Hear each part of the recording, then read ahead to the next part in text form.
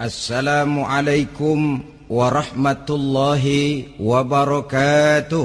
Waalaikumsalam warahmatullahi wabarakatuh. Alhamdulillah wassalatu wassalamu ala sayyidina Rasulillah sayyidina wa maulana Muhammad ibn Abdullah wa ala alihi wa sahbihi wa mawalah. La haula wa la quwwata illa billah, amma ba'du. Bapak-bapak, ibu-ibu, saudara-saudara kaum muslimin rahimakumullah. Sudah menjadi keyakinan dalam kehidupan kita bahwa segala yang ada permulaannya tentu akan ada penghabisannya. Setiap yang punya awal mesti akan punya akhir. Tidak ada keabadian dalam kehidupan dunia ini. Semuanya datang dan pergi silih berganti, berubah oleh pergeseran masa dan pertukaran waktu. Demikianlah kalau kita mau merenungi kehidupan dari alam di sekitar kita. Sejak dari kehidupan tumbuh-tumbuhan, binatang, sampai kepada kehidupan kita, makhluk bernama manusia. Lihatlah kita manusia misalnya. Dimulai sejak kita terlahir ke alam ini, keluar dari alam rahim ibu, menjadi bayi yang merah tidak berdaya, untuk kemudian berangsur meningkat menjadi anak-anak. Dari kehidupan anak-anak berubah lagi kita menjadi remaja dengan segala keceriaan dan kelincahannya, dan dari masa remaja naik lagi kita memasuki usia dewasa, untuk kemudian berangsur memasuki hari tua. Lalu setelah kita memasuki hari tua, sehari, seminggu, sebulan, setahun, sampailah kita kepada batas waktu yang telah ditentukan oleh Allah, yang dinamakan ajal, dan bertemulah kita dengan yang disebut maut. Ini merupakan kepastian dalam kehidupan. Kalau saja kita mau merenung perubahan-perubahan yang terjadi pada diri kita, seharusnya membuat kita insaf dan sadar.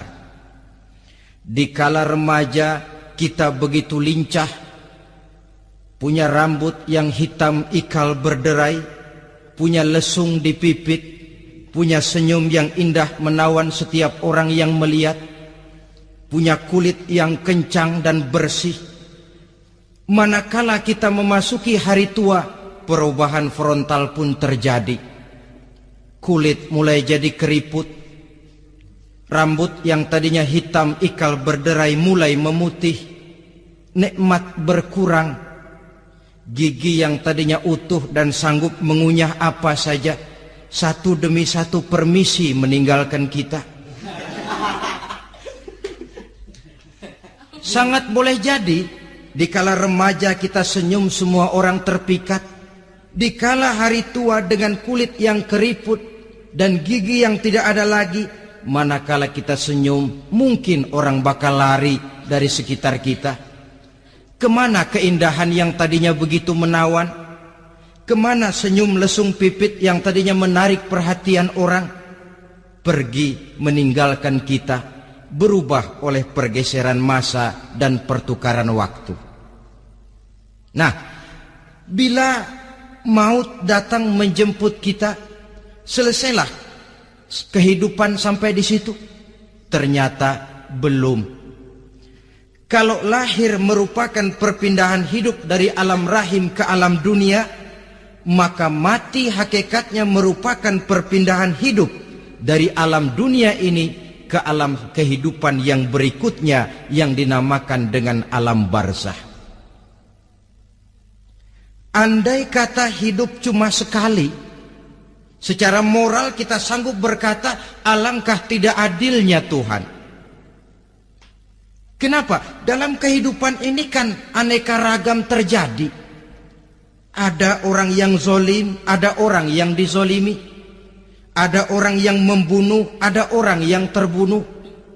Ada orang yang kaya, ada orang yang miskin. Ada orang yang jujur, ada orang yang menghalalkan segala cara. Sehingga banyak ketidakadilan yang terlepas daripada pengadilan dunia.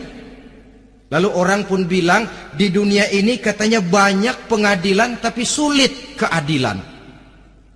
Di dunia ini mudah mencari pengadilan tapi sulit untuk mencari ketidakadilan. Andai kata hidup cuma sekali, tidak akan ada hidup sesudah hidup yang sekarang ini. Bagaimanakah nasib mereka yang lepas dari pengadilan dunia ini? Alangkah tidak adilnya Allah andai kata tidak ada kehidupan sesudah hidup yang sekarang. Tentulah akan terjadi di mana orang menghalalkan segala macam cara untuk mencapai tujuan. Yang penting kan saya kaya, yang penting kan saya punya jabatan dan kedudukan tinggi. Kalau perlu jilat atas, jilat atas. Kalau perlu sikut kiri kanan, sikut kiri kanan. Kalau perlu injak bawah, injak yang bawah. Ini prinsip daripada orang-orang komunis. Dan pantas karena mereka tidak percaya kepada kiamat. Pantas karena mereka tidak percaya akan adanya kehidupan sesudah hidup yang sekarang ini.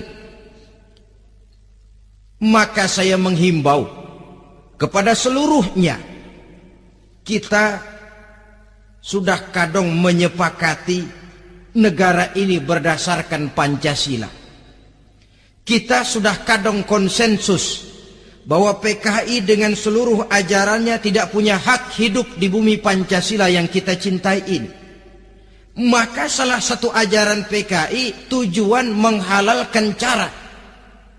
Kita orang Indonesia yang berbudi pekerti luhur, yang punya nilai budaya tinggi, janganlah sampai mencaci PKI, membubarkan PKI, mengutukkan PKI, tapi dalam kehidupan sehari-hari prakteknya prinsip komunis kita pakai.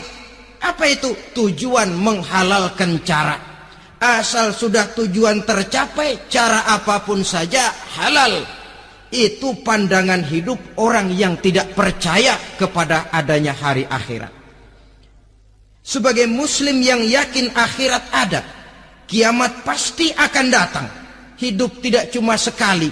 Maka kalau kita zalim, kalau kita berbuat aniaya, kalau kita melakukan korupsi, kalau kita merugikan orang lain, boleh jadi kita terlepas daripada pengadilan dunia. Tapi ingatlah, kita tidak akan pernah lepas dari pengadilan Allah. Pengadilan Qadhi Rabbul Jalil, di mana kita akan diadili dengan seadil-adilnya. Dan tidak satu perbuatan yang bersifat salah, yang bagaimanapun kecilnya, yang akan lepas dari pengadilan di akhirat itu nanti. Pantas saja kalau satu hari malaikat Jibril datang menasehati Rasulullah sallallahu alaihi wasallam, yang artinya juga menasehati kita semua. Apa kata malaikat Jibril kepada baginda Nabi? Ya Muhammad, ish ma syi'ta fa innaka mayyitun. Hai Muhammad, hiduplah semau kamu, tapi jangan lupa kamu pasti akan mati. Kalau memang dilarang tidak terlarang, dicegah tidak tercegah, kamu mau melaksanakan hidup menurut maumu sendiri, persilakan, hiduplah menurut mau dan gayamu.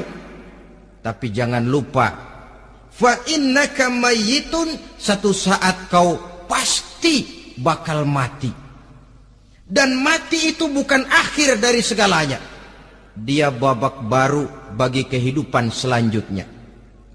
Silakan hidup menurut maumu, tapi jangan lupa kau pasti akan mati. Wa'mal ma syi'ta fa innaka majziyun bih. Kerjakan apa saja yang kamu mau. Kalau kau mau menghalalkan segala macam cara, persilahkan halalkan segala macam cara. Tapi jangan lupa kau akan mendapat balasan dari seluruh amal perbuatanmu. Wa ahbib ma syi'ta fa innaka mufariquhu, dan cintailah apa saja yang mau kau cintai. Kau cintai anak istrimu, silahkan. Kau cintai harta bendamu, tafadhal. Kau cintai tanah airmu, kau cintai pangkat dan jabatanmu, persilahkan. Tapi jangan lupa, fa innaka mufariquhu, kau pasti akan berpisah dan akan meninggalkan segala yang kau cintai itu. Apa artinya ini buat kita? Ternyata sesudah maut datang menjemput kita, ada kehidupan sesudah hidup yang sekarang ini. Ini yang mendorong kita untuk dalam kehidupan di dunia ini tidak melakukan prinsip saenake dhewe, semaunya sendiri saja, asal perut kenyang, asal pangkat tinggi, asal harta dapat. Masa bodoh dengan merugikan orang lain, masa bodoh dengan menipu orang lain. Iku jenenge saenake dhewe. Muslim tidak diajarkan. Ingat manusia, setelah kau mati, setelah kiamat datang, kau akan dibangkitkan, kau akan dimintakan pertanggungan jawab tentang kehidupan yang sekarang ini. Saudara hadirin, oleh sebab itu kalau kita bicara soal kiamat, soal akhirat, ini memang masalah yang gaib, yang sepenuhnya tidak bisa dicernakan dengan kemampuan penalaran intelektual. Dasar di dalam membicarakan ini tidak lain adalah iman kita kepada Allah Subhanahu wa ta'ala. Bukan cuma zaman sekarang, dari zamannya Nabi. Orang itu kalau sudah bicara kiamat, bicara akhirat, ada yang ragu-ragu, ada yang menolak sama sekali. Bukan dari zaman sekarang, dari zaman dulu. Pernah kok satu saat Rasulullah itu dakwah, menceritakan, saudara-saudara, akan terjadi kiamat di mana Allah akan membangkitkan manusia dari kuburnya untuk memintakan pertanggungan jawab. Ini dalam dakwahnya Nabi pidato macam itu. Apa reaksi orang? Yang beriman ya mantap, tapi yang tidak beriman, bajingan-bajingan Quraisy ini, mereka bertepuk tangan, mengejek, mencaci. Malahan ini yang luar biasa, ada dua orang kafir namanya Ubay bin Ka'ab dan Al-As bin Wa'il. Mendengar pidato macam ini, mereka buru-buru pulang ke rumah. Ngapain? Ngambil pacul. Lalu berangkat nyari kuburan tua. Dia gali itu kuburan. Tulang-tulangnya diangkut, dibawa ke depan Nabi. Ya Muhammad, tulang-tulang yang udah hancur begini, siapa yang bisa ngidupin lagi? Yang macam-macam aja kamu Muhammad. Nggak rasional, nggak masuk akal. Allah menjawab. Apa kata Allah? وَضَرَبَ لَنَا مَثَلًا وَنَسِيَ خَلْقَهُ قال من يحيي العظام وهي رميم قل يحييها الذي أنشأها أول مرة وهو بكل خلق عليم. Mereka memberikan perumpamaan kepada kami, kata Allah. Mereka melupakan asal kejadiannya.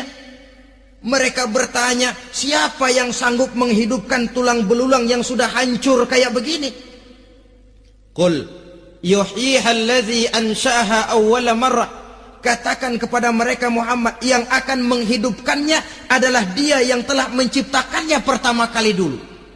Kalau dia sanggup menciptakan, dia tentu lebih sanggup lagi untuk mengembalikan reproduksi ciptaan itu sebagaimana semula.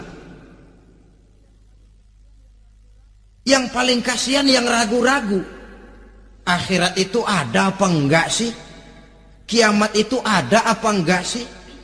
Lantaran ragu-ragu, terombang-ambing dia antara harapan dan putus asa, antara kenyataan dan idealisme.